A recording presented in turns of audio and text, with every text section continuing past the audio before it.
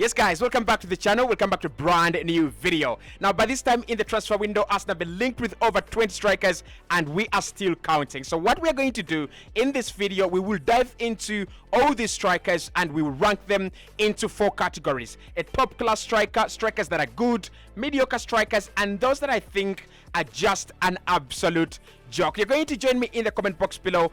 You will let me know which strikers you think are really worthy of Arsenal signing them, and some strikers that you think are not worthy of Arsenal spending their money on right about now. Hit the like button, subscribe to the channel as well. The Arsenal striker hunt goes on. We are now on Dominic Solanke. That is where we are. The likes of Ivan Toney, the likes of Victor will not come in January.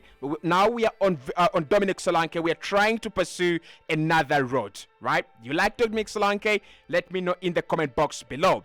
Right, so the first striker here is Alexander Isak at Newcastle. Now, according to rumors, Alexander Isak is one of the players Mikel Arteta really likes way back from his time at Real Sociedad, but also ever since he came in the Premier League, he's been one of the really very good strikers.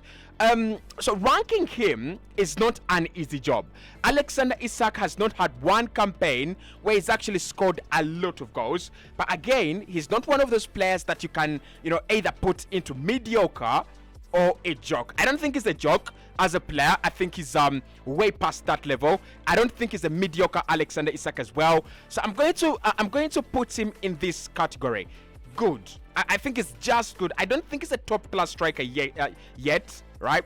He's got the minerals and he's got the ability to become a top class striker. If you disagree, let me know in the comment box below.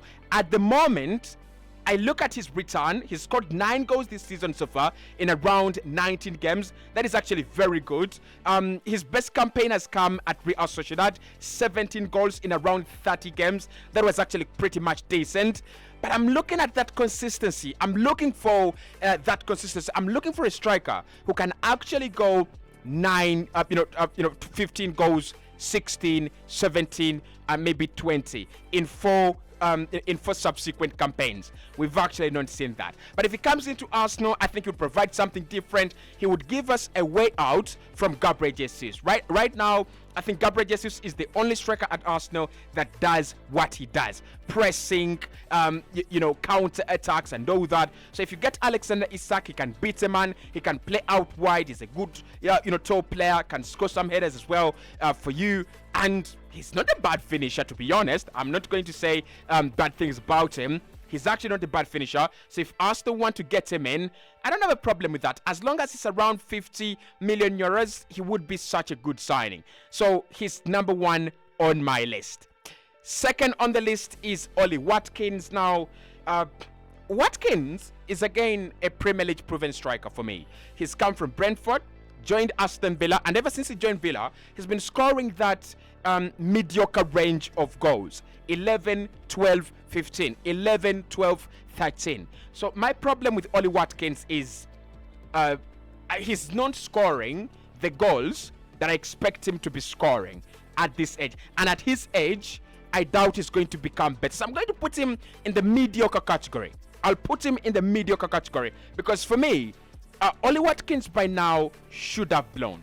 By now, he should be getting in 17 and above goals. At least 18 and above goals. He's not getting any younger. And I don't see the signs of a striker that is actually going to blow up and become massive. I don't see a Hurricane there. I don't see a Cristiano Ronaldo there. I do not see... I don't see a Robert Lewandowski in Watkins. I could be wrong about him. But I just don't feel it. I just don't feel Watkins being a great striker. And after trying to spend money on him, it's not a wise move for me. It's not a wise move. Like, I don't think Liverpool would sign him. I don't think Chelsea would sign him. I don't think even Spurs, who are desperate for number 9, would actually sign him. So with Ollie Watkins, I like him as a player. I really, really do. There's a time when I thought him coming to Arsenal would actually be a very good move. But now I'm rethinking and I'm like, I don't think that is the right move. So Ollie Watkins, I've gone with him in mediocre. You're going to disagree. You're going to scold me for this one. I just don't care about how people rate him. I don't rate him anymore. He's like Yuri Tillemans. I don't rate them that highly anymore. I used to rate them. I don't think I rate them, that highly. Not anymore. Next on the list is Borja Mayoral at Getafe. Borja Mayoral is just a joke for me. I don't think Arsenal should be going for Borja Mayoral in the long term. Now, I've said short-term deal, 6 months, you can do the deal. But when it comes to the long term, when it comes to you finding a number 9, now Mikel Arteta said that he actually expected that this kind of decline in goal scoring to happen this campaign, because he didn't expect Odegaard to score 15, Martinez to score 15, and Saka to score 14. Now, if he didn't expect that, it means that we need to get a striker, and that is not Borja Mayoral. So I put him in this joke category because wherever he has been, he has struggled to score goals. He's had a very good half a campaign, half a season so far at Getafe. We're not even sure he's going to have a whole campaign, playing that well. We are not sure. And secondly, even if we were sure that he's going to have a whole campaign, it's just one campaign. The guy is 26. There is no evidence during his prior years that he's a prolific, heavy goal scorer, right? So Borja Mayoral, for £39 million, I would rather keep Eddie Nketiah. I would rather keep Eddie as long term. I don't see any differences there. It's he's a joke, right? He is a joke for me. Karim Benzema, right? Karim Benzema is 38. And this actually makes it very hard for me to categorize him on this tier list. Now, I know most of you are screaming, what are you saying? He's top class, right? So we could place him in top class for now. But then the question is Karim Benzema really categorized as top class right now? I really don't think so. I'm going to put him right here in good, right? I'll put him here in good with Alexander Isak. I think Benzema in January, he can come in and do the job for you. He can come in and score some goals for Arsenal and make us a much better team. But I don't see him as a striker that comes in and he massively scores for us goals for 3 campaigns. Like, can he play until 41? No. But for 6 months, you never know. He's still maybe enthusiastic about football. He's still in a very good body shape if he has been, keeping up in Saudi Arabia. And he's a player that has nothing to prove. And therefore, he's just good at the moment. Just good. If anyone got him, I wouldn't be really jealous. But if Arsenal got him, I would be excited because I would love to see a top-level striker playing for Arsenal. It's been a long time, right? I don't even categorize Aubameyang and Lacazette as top-level strikers. I don't even put them in that bracket. So I would have put him in top class, like world class. But then the question is he still there? He's been there before. He's a Ballon d'Or winner, right? For me to put a Ballon d'Or winner in just good, that is like a sackable offense on this podcast, right? But is he really still that top class? Next on the list is Victor Gyokeres at Sporting Lisbon. This one is a difficult one. Victor Gyokeres is a difficult one. He's having a wonderful season, but then he massively kind of failed at Brentford, right? He kind of failed at Brentford. So I don't think he's a mediocre striker. I don't think he's going to have mediocre numbers, right? He's still very young, and the future is still there. So I'm going to put him in good as well, right? If Arsenal signed him right now, I think he would bring a lot of aspects to our game that we do not have, and he is a real number 9. So when Arsenal fans talk about we want a striker, we want a forward, they're talking about someone like Victor Gyokeres, someone who is obsessed and only thinks about hitting the back of the net. He doesn't care when, he doesn't care where, he doesn't care how, he wants to hit the back of the net. He's got the speed, he's got that little bit of height, and he doesn't fear to attack any spaces. He's such a very good prospect. I wouldn't really want Arsenal to sign him as early as January. I would want us to see how does he finish the season, right? Because on the trajectory he is on now, he could finish the season with around 25 to 30 goals. If he does that, right, try to sign him. He might be a good player. So Victor Gyokeres, I think he is such a very good player. Okay, let's talk about the next player, and that is Victor Boniface. Boniface, one season, this is his second season actually, I think, at Bayer Leverkusen. He's a monster. He's an absolute monster. And I know some of you are saying we put him in the top class category. Is he really top class? If we cannot put Isak in top class, if we cannot put Victor Gyokeres in top class, can we put Victor Boniface in top class? I'm going to put him in good as well. I think he is a good striker. If Arsenal got him, he would be a good striker.